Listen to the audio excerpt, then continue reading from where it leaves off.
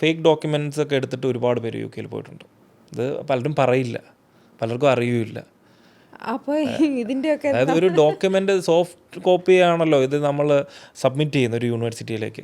അത് മാനിപ്പുലേറ്റ് ചെയ്ത് ഇഷ്ടംപോലെ ആൾക്കാർ യു കെയിൽ പോകുന്നുണ്ട്. അങ്ങനെ കൊണ്ടുപോകുന്ന ഏജൻസികളും ഉണ്ട്. ഇപ്പോൾ അത് കുറേ പിടിക്കപ്പെടുന്നു. പ്രോപ്പർ ചെക്കിംഗ് ഒക്കെ നടന്ന് പ്രോപ്പർ ചെക്കിങ് ഇല്ലല്ലോ. പ്രോപ്പർ ചെക്കിങ് ഇല്ലാത്തതുകൊണ്ടാണ് ഒരു 2000 ഇപ്പോൾ എല്ലാവരും യു കെ ഭയങ്കര സ്ട്രിക്റ്റ് ആണ്. അവിടെ റെസ്ട്രിക്ഷൻസ് വരണം.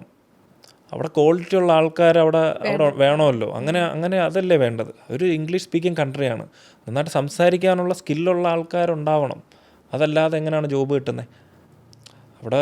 ഇപ്പം നമ്മൾ നാട്ടിൽ വന്ന് ഇപ്പം പുറത്തുള്ള ആൾക്കാർ, ഇപ്പം നമ്മളിപ്പോൾ ബംഗാളിൽ നിന്നൊക്കെ വരുന്ന ആൾക്കാരുടെ അടുത്ത് വളരെ ഡിഫിക്കൽട്ടാണ്. ഇപ്പം ഒരു മുടി വെട്ടാനൊരു കടയിൽ കയറി കഴിഞ്ഞാൽ ഇഷ്ടത്തിന് മുടി വെട്ടാൻ പറയാൻ പറ്റില്ല.